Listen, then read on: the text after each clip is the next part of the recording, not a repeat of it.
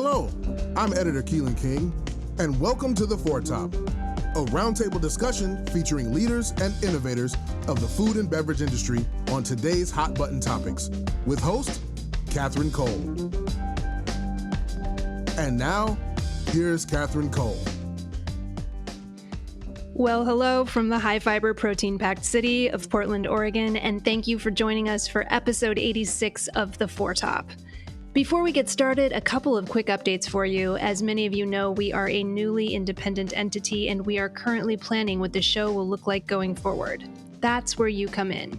Go to our website at theforetop.org if you don't mind, and click on the survey button on your homepage. We would really appreciate your feedback, and you can enter your email address at the end to join our drawing to receive a fabulous new sparkling wine anytime tote bag. Because you know what? We all deserve a little sparkling wine right now. And now let's get to the show. A lot has changed since the summer of 2020, but the episode we're about to revisit is so powerful that we wanted to give it another listen. The focus is on the subtle, silent, racist practices that have been prevalent in American food media and the movement to make things right. We are joined by journalist Tammy Teclamariam, the whistleblower on Twitter who brought about a total regime change at Bon Appetit magazine, among other publications, and Soleil Ho, whose restaurant reviews for the San Francisco Chronicle have signaled a much-needed new era in food writing. Definitely check out her work if you have not already, as well as the Racist Sandwich podcast, which she co-founded. And we're also joined by returning panelist Khushbu Shah, who has redefined the role of restaurant editor at Food and Wine magazine. Khushbu somehow got a Best New Restaurants issue out in June 2020 in the midst of the pandemic that was so vibrant and inclusive and exciting, I actually teared up when I first got a look at it. So I'm really excited for this episode. We're going to talk about some really ugly behavior in the culinary media, but I left this episode feeling excited and hopeful because if this group of guests represents the future of the industry, the future is bright. I'm so excited to have you all here. I feel like we've kind of assembled a dream team for this episode, and not just for a conversation on race and equity in food media, but because you all are some of the most interesting and forward-looking journalists in food and beverage today, bar none. Food media needed a fresh perspective, and I'm so glad you're all working to provide that.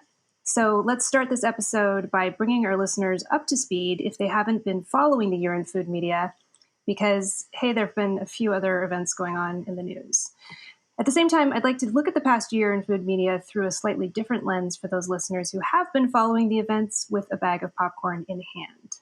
So let's start in January 2020, because that's the beginning of the year, and that's when one of our panelists, Soleil Ho, published a piece in the San Francisco Chronicle entitled The Bon Appetit Test Kitchen's Race Problem. It outlined how the videos on Bon Appetit magazine's popular YouTube channel, which boasts 6 million subscribers, were incredibly tone-deaf in their treatments of cuisines of other cultures and their inclusion or lack thereof of people of color. It turned out that Soleil's observations were just the tip of the iceberg. And I'm going to fast forward a bit here so we can just dig into the conversation to early June when another one of our panelists, Tammy Teclamariam, sent out a tweet of an Instagram post showing Bon Appetit's executive editor, Adam Rapoport, and his wife dressed up in brownface as Puerto Ricans. I think it's important to note here that Tammy has a great sense of humor. So she captioned the photo. Well, Tammy, can you say how you captioned the photo? Gosh, what did I say? Well, there was some drama because there had been somebody released a DM conversation they'd had with Adam about why they at Puerto Rican weren't allowed to write about Puerto Rican food. And so I think I said, why doesn't Adam Rapoport just write about Puerto Rican food for Bon Appetit himself? But you worded it, you were like, I do not know why Adam Rapoport simply does not write about it.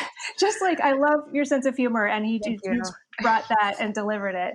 So Tammy, I just want to hand it back to you, Tammy. Can you take it from here and explain why that tweet resonated and what has happened since then?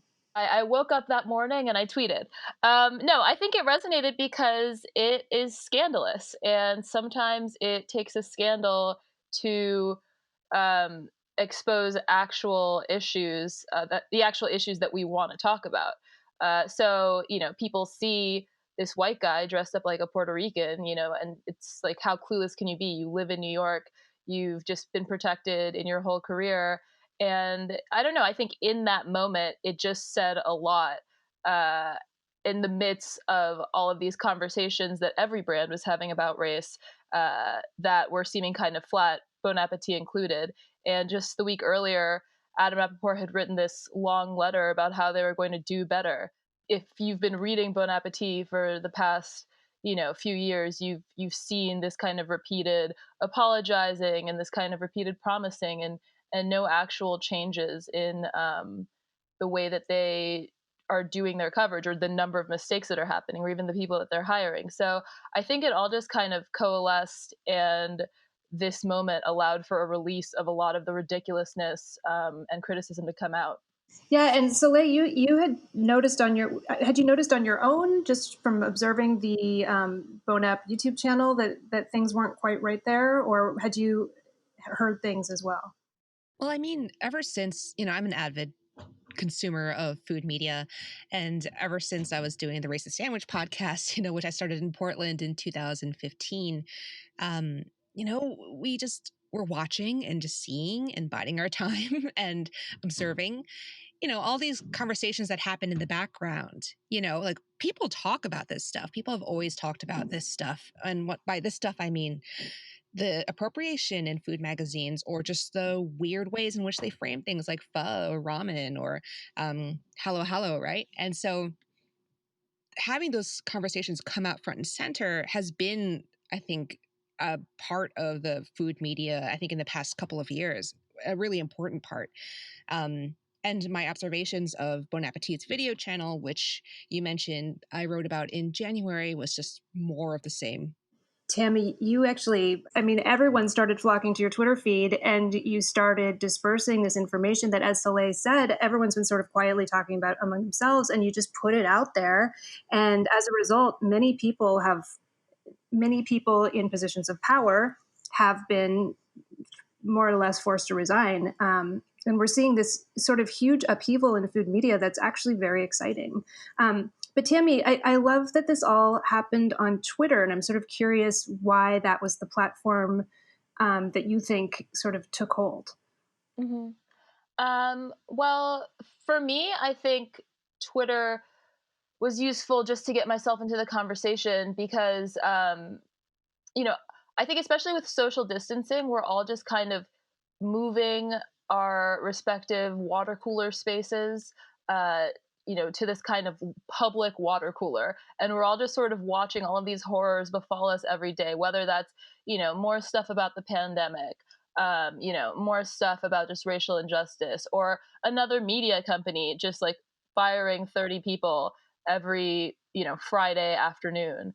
Hmm. We've all just come to like share these horrors and these reactions together. And I think that's one of the only reasons that I was able to position myself in this way to be heard. Because I mean, I had certainly been complaining about Bon Appetit on my Twitter before, but it's just kind of like we're all just in this nervous state, just like clinging to Twitter because it's just like our agora. So yeah, I think everybody, like, it was kind of easy to get everybody's attention because, it was a very heightened time. And I, at that time, was also just feeling a lot of emotion and just like getting a lot of information. Like, George Floyd had been dead for maybe like 2 weeks at this point. It was between like after 2 weeks of going to protests, I feel like we were all very activated, and social media at that point was becoming something different, and much more of a tool for activism. And so I think like really it was after coming back from a protest, I just felt like I like feel like this is something that I could do in my industry. Is just get this guy that I think is so endemic of all of the problems in the industry, like either, you know, fired or like, demoted or something, like just something to expose it. So yeah, I posted the picture and got a bunch of support. I didn't know at the time just how much the employees, the people of color at Bon Appetit had been advocating for these issues themselves. So yeah, it was really easy to galvanize support. And, as it was stay at home orders, curfew, everything, like people just wanted entertainment too. So I was able to give them that in addition to sort of, the soap opera digest of the summer of food media reckoning. That's what people want, is the commentary. Soon it just came became a place where I could just keep updating people about the story and continue to gain support for, a way that I saw that we could advocate for our friends inside of Bon Appetit. And it ended up working. So even after Rappaport resigned that day, like the next issue was Matt Ducker. And it was just like the next day, like I saw an article that said that he was, responsible for the pay inequity. So like I just changed my screen name to like Fire Matt Ducker, I think. And like, because also, he wasn't really a face of Bon Appetit. He was director of video for Bon Appetit, something like that. Or for Condé Nast, actually. I just looked it up. So all of Condé Nast magazine group. Yeah. Okay, so I guess he was one of the Condé Nast executives, Condé Nast Entertainment executives. So that was another important thing, is just, sort of making sure that everybody knows the names of all of these operators that are contributing, that aren't necessarily people we know as the face of Bon Appetit. Because like it's also like all of a sudden I have these Bon Appetit fans who are, giving me tips about Alex and like Carla and all these people, but it's also like I want them to learn the mechanics of this situation so that now we have an entire fandom that's advocating for the mistreated employees. And then one of the highlights, I mean, sad highlights, was that wonderful compilation video. And listeners, we will post links to everything we're referring to, of Sola El-Waylly in the test kitchen, basically carrying the entire weight of these Bon Appetit videos, and she turned out was not being paid. Well, all these other on-air personalities who were constantly turning to her because they didn't know what they were doing were being paid, and it was just so obvious seeing it on screen. I mean, I think there were a lot of people who assumed that everything at Bon Appetit was kind of like Barney and Friends. And then I think that there was an undercurrent, and like Soleil said, people in food media spoke about these things a lot. It's just that, because the I don't know. I mean, the Bon Appetit video channel is such a success, and it's such a success beyond, the tiny little group of people who talk about Bon Appetit on Twitter. But this, like the fight or the resignation of Rappaport, kind of shone a light on the issues there in a way that hasn't really hit before. These other scandals, or like sort of just run of the mill tokenization of their employees that we're all so used to. And then I think the other thing is that I'm a freelancer, so I think there were a lot of people who had things to say, but who had signed NDAs and who are otherwise employed and would like to stay in their jobs. And I just don't really have a job that I'm trying to stay employed in. So I put the free in freelancer for sure. Khushbu, get in here. I haven't heard you on this topic yet. But I mean, like every one of your tweets like cracks me up, no matter what you're addressing. Well, I appreciate that. I also shame a lot of people if they spell my name wrong. I continually continue to shame people. It's just because they're also emailing me at khushbu.shah@foodandwine.com. That is my email address. You could literally copy paste, or like any place I've worked at, my first name has been spelled out very clearly in the email address. So clearly you got the email address right. It just feels unacceptable and like incredibly disrespectful to spell our names wrong. But yeah, going back to Twitter, it's a gift and a curse. I feel like it's such an incredible way to get information out there really fast, to like be part of these huge conversations, with everything with Bon App, and like, God bless you, Tammy, for just hitting send on these things that have been, in my text messages, my DMs, my just even private conversations for years, about Peter Meehan, about Adam Rappaport. We've all known these things. Like, this is true, but the barrier to get some of this information out there is so difficult because they, were in such power positions. And I feel like there's been this kind of shift, unfortunately, I had to take the murder of George Floyd for people to be like, kind of enough is enough in some ways. And to kind of just say, screw it, it's just time that we like call some of this bullshit out. And, Yeah, unfortunately, when you work at a publication, like publishing this stuff on your publication's website, right? You like there's like a certain barrier of like verification and information that you just like have to get to be able to publish, and it just takes so much longer sometimes. And then also there's the idea like I can't exactly write a lot about Bonap's situation when I literally work at its number one competitor, right? Like we're like it's just it's a weird look, but also, these things that are being talked about at Bonap, like it's something across the industry, right? It's not just at Bonap. It shows its face in many different newsrooms and editorial conversations. And if you just look at the mastheads of several publications, including Food and Wines, quite frankly, it's very clear the lack of diversity in this industry and uh, the challenges that people are up against in trying to publish things that aren't necessarily centered around white people's perceptions of the world. One thing that I think someone might say in response to this movement is, oh no, there's this new backlash to quote unquote cancel. Well, it's probably not a new backlash, but this backlash to quote unquote cancel culture, and this idea that just because some people are upset on Twitter, people are losing their jobs, this is an overreaction.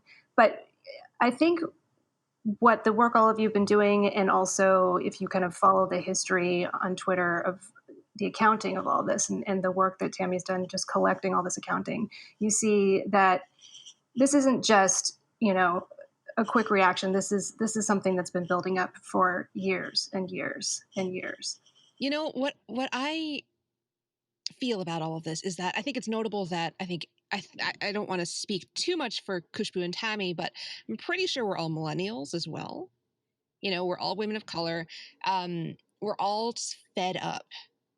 Like we're in this moment where, like, generationally, right, we have inherited a whole lot of things that we really, that have not served us by and large, and are. I feel like we just have less and less to lose as a generation, certainly than our parents' generation. What is the purpose of upholding white supremacy? What is the purpose of upholding patriarchy? What is the purpose of having a college degree?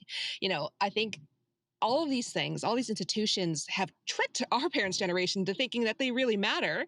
And at this point now, it's like, well, maybe the the the the holding back, right? The compromises, the waiting hasn't really panned out as we see. When all of these things, right? All of the injustices that come from our healthcare system, from wealth inequity, from racial wealth gaps, from just like class inequality, and all of this stuff have coalesced into this horror moment that we're all living through. So, like, why do we care if we make someone uncomfortable? 100%. And then also you guys kind of hit this breaking point, I think, where you're like, I just don't want to have to be thankful for scraps anymore. Priya really nailed it in her um, tweet or like letter, kind of explaining why she's leaving, Bonap video. Uh, This is Priya Krishna. Priya Krishna, yeah, sorry. And you really are made to feel like in all of my jobs, I've been made to feel like I should just be grateful for like even being there. But, I've seen, I've had a lot of really mediocre, like white male colleagues, quite frankly, who just, would do 1/100th of the work and get paid, 3, 4, 5 times what I was making, will get opportunities that I'd be like killing myself for. And, you just hit this breaking point, and you see this. It's not just you, it's everyone else in the industry that looks like you is also just fighting tooth and nail to be able to do the things that we want to be able to do. And yeah, you get to a point where you're just like, you have nothing else to lose, so like just kind of nails it. You're like, okay, screw it. I just don't want to fight for scraps anymore. We deserve more. I love it. And I was telling Tammy this earlier. I'm definitely not a millennial. I'm definitely a Gen Xer. And I can tell you He 20 looks years. like a millennial, though. He's amazing skin. But I can tell you 20 years ago, it was awful then too for women. And sort of, just keeping my mouth shut all this time and seeing exactly what you're describing, men just rise up through the ranks and be paid twice, three times as much. And I come from a generation where we just kind of kept our mouths shut, and it's just been, like I said in the intro, just I feel like I've been holding a bag of popcorn through this whole thing and just smiling and watching everyone speak out and finally speak their mind. It's just it's great. I love it. My thing is, like, if I can tell from all the way over here in, like, my bedroom in Brooklyn that, like, Adam Rappaport is a bad leader and, like, as much of, a cornball as he presents himself in these videos, and then, like, I learn facts that tell me that not only is he uh undeserving and talentless, but he's also contributing to structural racism. I just have nothing to lose in airing that out. This man is probably getting $1 million a year, not to mention all of the perks that come with that job. And he's just been employed at Condé Nast, just never having really been challenged. So I think for me, I just saw all of that, and to me, he just seemed really politically weak. Like, I just felt like Bon Appetit that was not being a good, shepherd to their audience, and I felt like he was just such an easy target, and he was. I hate to bring this to a close, but I also know that the three of you probably have been talking on this subject all summer long, and you're probably eager to speak about something else on the record. So I thought we would move on to our second topic and think about how we can make food media better as we move forward. And I feel like all three of you have already demonstrated through your work how food media can be better. Just this incredible empathy and sort of taking a step back and looking at the same thing but from a different perspective. And I thought maybe I'd start with Soleil. I've really been enjoying your food coverage for the San Francisco Chronicle, because each piece you write seems to take that step back and say, hey, what's really going on here and what has been going on here? And just today, as we're recording, there's a new piece up that I'm just loving. It's about a restaurant, a fine dining restaurant, offering safe dining during the pandemic for just a mere $200 a person. You can dine inside your own plastic dome that looks like a giant privilege bubble. And there's a quote in there that says that the dome is a shield against, not for, those who need sheltering the most. So how do you approach your reporting, and do you kind of every day say I'm gonna give this a fresh look, or how do you always have that fresh take? Yeah, like my tendency to always zoom out makes me a very frustrating spouse. I'll cop to that first, because I'm always just like, what's really wrong here? Like, let's talk about the systemic issues behind me not washing the dishes. It's just terrible. So, yeah, no, I think about a lot the easy story. It's so easy to have bad guys, to have good guys. Especially now, we want those. We certainly had that with the Bon Appetit story, right? Like, Adam Rappaport was a really easy person to make fun of. But, relating to your question about systemic change and meaningful change, I think that often when we get rid of the bad guy, you think that you've vanquished the bad guy and things will be better because of that. And that's not necessarily true, right? I'm always trying to, in my work, like, get people to zoom out, to really think about, like, what is the reason for all of this, because the world isn't made bad by individual bad actors, although it is certainly enabled by individual bad actors, right? There's all these systemic things, that policy things or ideological things that enable society to become what it is. So when we think about food media, for instance, I think the thing that really disturbed me about Bon Appetit, for instance, was they knew that diversity and inclusion were virtues, right, or values that the organization could espouse. And they were able to weaponize it. They were able to use it in a shallow kind of way to absolve themselves of the deeper systemic issues that Tammy and others have pointed out in their work, right? The pay inequity, all of that stuff. And at the same time, they threw you scraps, as Kushbu mentions. Here's your Indian video, right? You should be happy about that. Here's your Japanese video. Here's your pho video. Right. And so, like, we need to learn, and I think generally speaking, we need to teach readers and listeners to ask deeper questions, to look beyond whatever they're being placated with, and think about, how we can all be implicated, but also all be empowered to take this on, if that makes sense. Yeah, sort of speaking to that, Soleil, I feel like, I don't know about you guys, but I'm still in meetings sometimes, or like, I feel like I know a lot of people that are still coming up against this, like, it's the one Indian video to represent kind of everything. There's no space for nuance when it comes to India. But like, do you know what? We ran one pasta recipe from, Sicily, but we can run another one from Rome like the next month. Like that's not like regionality within Italy is like something that people can completely fathom and wrap their brains around, the people in power in food media. And it's very interesting. Like there's still a lot of these conversations that are like, well, we ran in, a Mexican recipe last month or a Vietnamese recipe last month. So, we can't run one again, but it's like they have back to back, steak recipes or back to back burger recipes or burger stories or whatever it is. And it's very, uh interesting that like, or interesting and frustrating that this is something that the food media still needs to really wrap their brains around and fix. Yeah, actually, Kushba, when we had you on last, I think it was 3 years ago, and you had just published an article about this tendency for food media to call an entire nation's cuisine as like a trend. Like, I think it was at the time it was Filipino food was the quote unquote the hot trend. Why is it being treated as this other thing and considered, hot now as if it hasn't been consumed, enjoyed, and, appreciated for thousands of years? I was gonna say, like, sometimes that just seems like such a New York slash LA media dominance problem, where it's like, like usually when that stuff starts happening, it's because, oh, a couple of restaurants like slipped into trendy neighborhoods in New York or LA, and now we're going to talk about them forever. And that has so much to do with just who has PR firms and who can, use their connections and just like the nature of restaurant media. That's really interesting, Tammy. I actually feel like it's almost the opposite.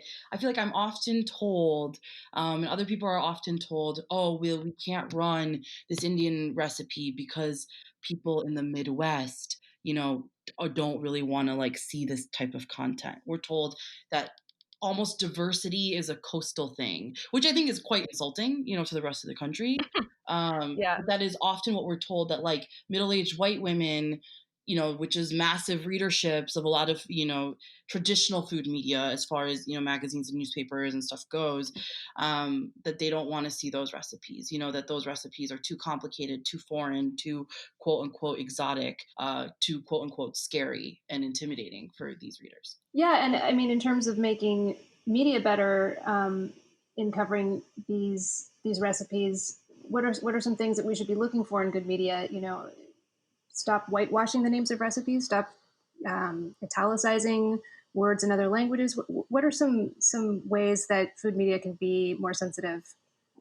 Well, it's it's important to highlight who we're talking about when we talk about food media, right? Like being really specific about our terms, because when we talk about food media broadly, we're talking about the white owned establishments, you know? Um, and so part of kind of detangling this issue is thinking about ownership, thinking about who has the means of production. Not to get all like Marxist in here, but like who owns this platform and who is able to determine what appears on this platform. Because yeah, like continually asking food media to become more sensitive is, I think, the wrong question. No offense.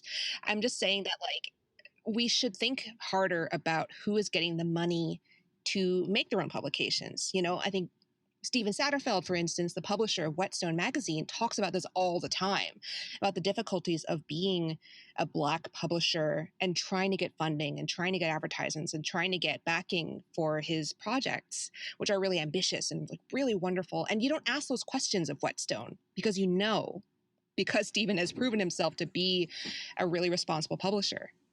Right. It's because he doesn't only center his perspective, right? Like that, uh, that's something I've also really noticed, that if you are not white, in America and you've grown up in America, you are uh, your entire life you've been asked to learn about perspectives outside of your own.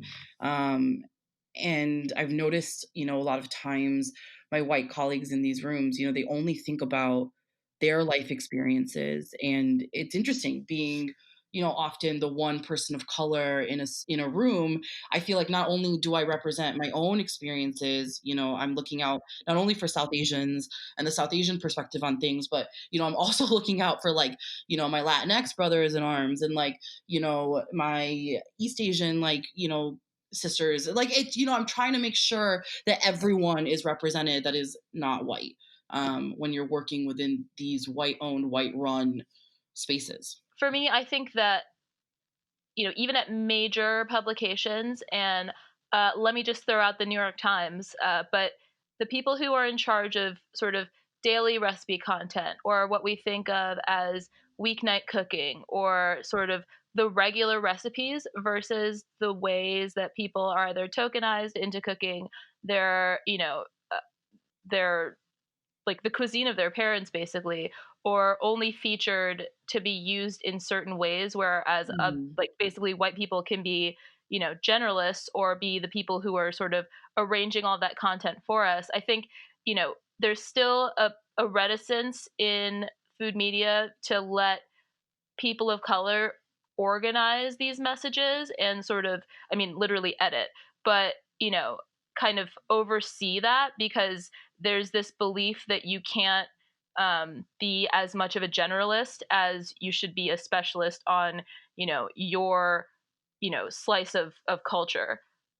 Yeah, there's a lot of race matching that's very limiting. Hmm.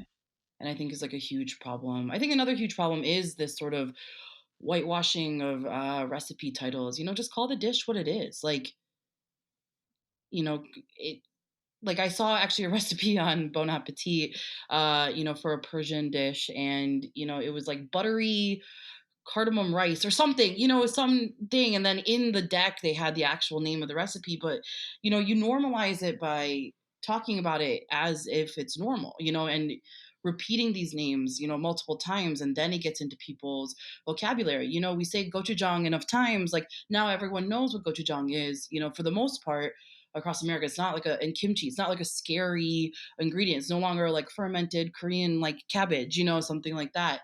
Um, and so the more we talk about these dishes as what they're actually called, I mean, you run into another issue where, a dish can be called several things, depending on like what region you are from, in a country. Indian food runs into this problem all the time. Like I tweet often about eating what I call yogurt rice. My family calls it daibat.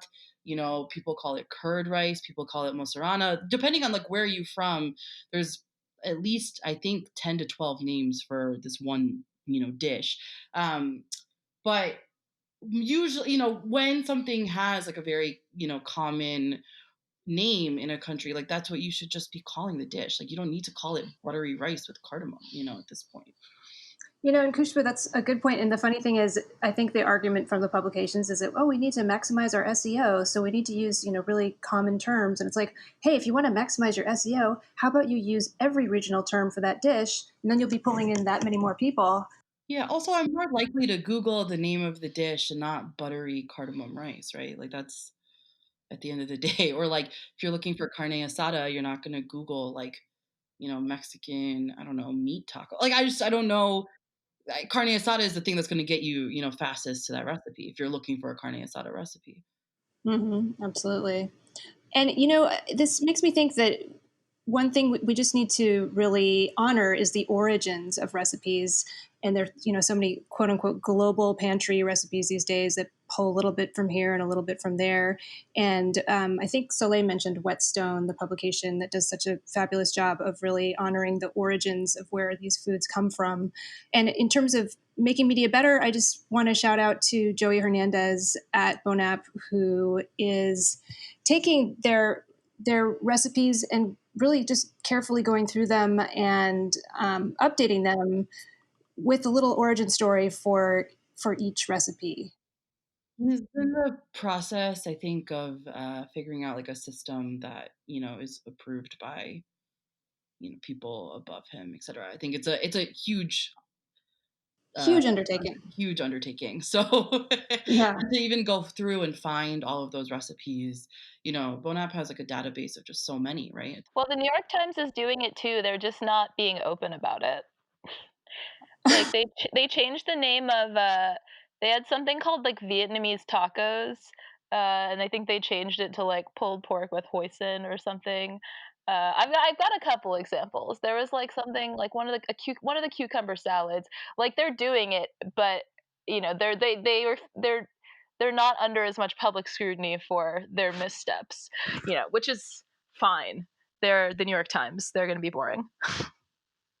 That's really their position because they see themselves as outside of the drama because they're associated with the New York Times. They don't think that they have to account for their sort of engagement or their recipes because they don't really have somebody that speaks for them like that, except for Sam Sifton's like yawning rich person newsletter that is just like the most out of touch thing ever. But like otherwise they don't really address like they aren't really self-referential. We would like to thank Westward Whiskey for sponsoring this episode of The Foretop. I am actually sampling Westward's American Single Malt Whiskey as I speak, so you get to hear my geeky tasting notes. You're welcome. This is a fabulous whiskey to serve straight up. It's got so much going on aromatically that it would be a shame to mix it into a cocktail, frankly. I am getting a really clear, beautiful note of ripe Oregon pear, accompanied by cinnamon and clove, oak, maybe a touch of pastry dough, and then as I take a taste, I'm getting citrus as well on the palate. Westward is a whiskey born from the unique culture, climate, and abundant resources of the Northwest. If you are a beer lover, you gotta try Westward's American Single Malt Stout Cask, which has aged in Oregon Stout ale barrels. Or try Westward's American Single Malt Pinot Noir Cask, which has spent time in Pinot barrels from our fabulous Willamette Valley wineries. I think I approve of that. If you are in the Portland area, head to westwardwhiskey.com for information on Westward's 4 local tasting rooms, including a couple of convenient locations in the PDX airport. I love these because you can grab a bottle to give as a gift as you're en route to your destination. And if you're out of state, you can still sign up for the Westward Whiskey Club on the Westward website and receive shipments throughout the year. And we have a special offer for our wonderful listeners. You can enjoy $10 off in-store or online through February 19, 2021 on all Westward offerings with the code FORTOP, that's FOURTOP. The fine print, minimum spend of $70, limited to 1 use per customer. Not valid with other discount codes. Anyway, thank you, Westward, for sponsoring the Foretop. We really, really appreciate it. And now, back to the show. And now for our third topic, how can we all be, eat, and drink better? Khushbu Shah, as you worked on the Best New Restaurants issue of Food and Wine magazine, I'm wondering what struck you as ways that we can all consume and create food media and food better as we move forward. I'm not shy about the fact that I do a lot of list making, right? It's part of my job. I do a best new chefs list and a best new restaurants list, and I'm not shy about questioning the purposes of those lists, the formats of those lists, who gets to be included, how we evaluate it. I feel like I've tried to expand who can be included on that list and stuff, but this has shown me that it's not, what I've done is not quite enough. There's a lot of changes that still need to be made to our vetting processes, etc. Trying to make sure that we're only covering people that treat their staffs really well. Like, I think we're coming into this era of chefs more as leaders rather than experts, and trying to make sure we only highlight, positively highlight people that are, incredible leaders in their communities. And so, I think a lot of, I don't know, what we can do is to do more research into this kind of stuff. This stuff is a little bit harder to uncover this kind of information about. But, I think it's our responsibility as journalists to do better in this space. to make sure, I think we're coming out of an era where the chefs were rock stars and this kind of mad genius, at the cost of everything, at the very human cost of everything, um, was sort of venerated and held up. And, I think we're very quickly coming out of that. We've been coming out of that, but I think at a rapid pace right now, that um, chefs, need to be running people need to be running, equitable restaurant spaces. So, it's looking into a lot of these practices. I've tweeted this out before, but I really hope we get to a point where like restaurants are almost like bragging about their, equitable employment practices the way they like brag about their sourcing, on their menus. I think that honestly would make it easier for consumers too. And I think it's just, the biggest thing I think is to continue to make sure to like look at things beyond your own worldview and your own perspective, and make sure to, I don't know, just keep learning about other people and other cultures and how other people do things, and to do things, from a place of respect above all else. And you have such a good point about, taking into consideration human rights in the kitchen.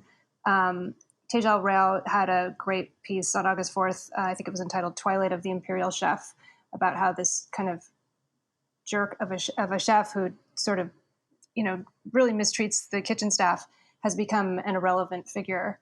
And moving forward, can we all sort of ask questions about what's going on behind the scenes and who are those people behind the scenes? And Tammy and I, we both cover wine, and we both think a lot about this issue in terms of farm workers and vineyard workers as well. Yeah, there's a lot of labor issues in the news right now, having to do with Valentino Pasalacqua, who's gotten huge in natural wine recently, because she makes like a series of very beautiful, like very popular skin contact, orange, rosy, really attractive wines, lots of cloudy stuff. And she had become such a reference for so many budding wine drinkers. And now, there's been this explosive situation with her dad's agricultural businesses, and how he was basically uh, participating in modern slavery with lots of migrant workers from West Africa and maybe Northern Africa as well.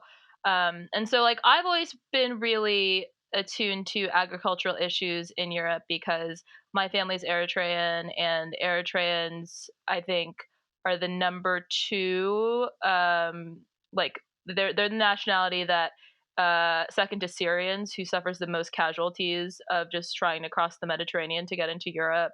I'm like constantly aware. I follow the news about the migrant issues there. Like there's, slavery in Libya and all of these things that sort of contribute to the European economy. And so, you know, I bring it up sometimes, but people don't really think about that. And, when you talk to some white journalists, they say, oh, like, I've spoken with these people. They're very nice, da da da. And it's like, yeah, of course they're going to be nice to you. You are from this magazine that they recognize, and their whole brand depends on, you know, them having a good time with you. But if you don't ask those questions, if you don't really, do that independent research outside of what you see or what you experience, then you're just not going to get the full story. And I think we're seeing now importers that maybe didn't have to deal with that because the market wasn't scrutinizing for that kind of thing. People wanted to know about sulfites, but they weren't really asking, who harvests the grapes. And that's a massive amount of labor. And so if we're having just like these huge contradictions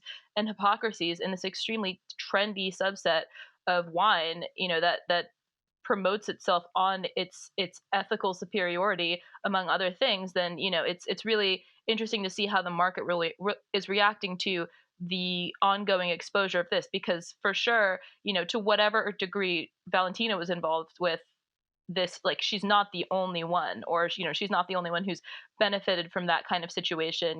Wine, people pass down vines. There's so much about wealth and lineage that is connected to it, and that's just what wine is. So you can either accept it, you can look into it, but you can't ignore it. Mm-hmm. It's interesting. It occurs to me as you're speaking, I'm thinking that, American vineyards and to some extent European vineyards can be certified regarding their labor situation, how compassionately they treat their employees. And you can see that certification on the label of a bottle of wine. I wonder if there's a future in which restaurants can be certified on a similar standard. We would have to find an organization that we trusted enough to certify them without creating their own drama in the background. Right. Just to say, I don't necessarily like trust like whoever is established to judge restaurants so far. I think that uh, sort of who wins James Beard Awards or who gets to be reviewed by certain organizations. We're still trying to like change a lot of these things and bring a lot of awareness to it. And there's not really, I don't know who the governing body would be. But yeah, it would definitely be nice to see more oversight, especially as we restructure the entire industry. It's funny because restaurants, it's both New York and California, correct, that they receive these grades that appear in their windows regarding their sanitation. And wouldn't it be great if those grades also had to do with how their workers are treated? Would it be possible to run a restaurant industry without mistreating workers? Oh, what a thought. I mean, I would like that to be true, but that would have to involve some real socialism. I also think it's going to involve raising the prices of everything. Unfortunately, like I think we underpay for food in America. I think it's a piece I'm working on, but I think what we're not paying in money, we're paying for in human costs again. And I think for the restaurant industry to become a more equitable place, we're going to have to, consumers are going to have to get ready to pay more for their food and pay, for labor for what it's actually worth.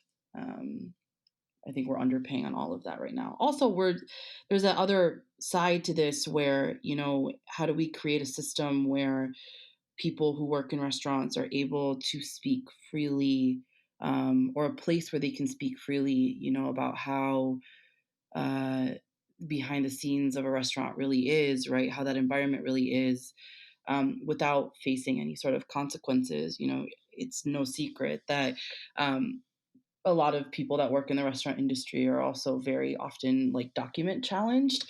And so, this is how they make a living. This is how they pay their bills. This is how they feed their families. And, they can be put at real risk sometimes for speaking up if, the person in charge is not a good person. So, how do we create systems where people can speak freely? Well, I'm really pleased you all were here today to, I hope, speak freely. Sadly, I don't want to take up too much of your afternoon, so I think I'm going to wind down to our dessert course in which we each share something just delicious and fun that we've been enjoying this week. It can be anything foodie, beverage related, recipe, bit of music, whatever you'd like to share. I really want to quickly share mine because I just want to tie some pieces together. With our last episode, we had Andrew Ray of Binging with Babish on, as well as Nikita Richardson. And Andrew, I was so pleased to see that. So Sola El-Waili, who is one of the Bonap video employees we referred to earlier, who was not being treated very well in her job and ultimately left. I did hear her on the Sporkful podcast recently saying that what she really wanted to do was a video where she demonstrates tempering chocolate. And I noticed that Andrew Ray on Binging with Babish, for one of his Basics with Babish episodes, he had Sola on and he said, let's just temper some chocolate. And it's delightful. It's charming. Totally sort of drove home the point to me that I think the most charming person on those Bonap videos is Sola. She's just absolutely just a joy to watch. So I hope everyone can tune in. We will, of course, put the link on our social. Who else would like to share a dessert item to close out the show? I came prepared with one, which is that my friend Anna Heasel, who is a senior editor at Taste Cooking, gifted me with a really beautiful box of pristine zucchini blossoms. And zucchini blossoms are my absolute favorite summer treat. I think I just love how delicate they are and just how you cannot have them, you know, that many miles away from the farm that they were grown, and they just will not last in any form. And I just love the idea that I'm eating flowers, and they're just delicious. So, I've just been eating them over the course of 4 days, every day, just getting to either have cheese filled and fried, or just a simple light batter served in my udon noodles. Or today I had zucchini blossoms in a quesadilla. And I've got 4 more left, and I'm looking forward to having them with some sparkling wine and just thinking about summer. Yum. And I love them with scrambled eggs as well. Maybe I'll try that. Excellent. Khushbu, do you have a dessert item to share? Yeah, a couple. Speaking of Anna Hezel, she has a great little newsletter about fish, and she makes these incredible fish drawings. So I highly recommend subscribing to it. It's like a great dose of just some fish weirdness in the middle of the week, which I really enjoy. She linked to this great mango pudding shaped fish, or mango pudding shaped as fish that I now can't stop thinking about, and have looked into fish molds to make my own mango pudding fish. But I am also really loving this YouTube channel that's also a blog. It's called Chinese Cooking Demystified. I feel like I've gone down these really intense TikTok and YouTube cooking rabbit holes during pandemic, where I just love watching other people cook instead of cooking myself sometimes. And this channel is amazing. Like, I've just learned about all kinds of stuff. They go really deep in regional Chinese cooking. I didn't, with dishes I just had never heard of, like Chinese noodle shapes I never knew existed. And it's really fun and cool to see. And my other thing is I can't stop eating English muffins. Like, just cannot stop eating them. I think I eat one a day right now for the past few weeks. Oh, that sounds awesome. And I definitely need to check out that fish newsletter, because I am always looking for a new way to cook fish. Soleil, do you have a dessert item for us? I recently had a really wonderful banh mi sandwich from this place called Dragon Eats in Haight-Ashbury. And it's sardine.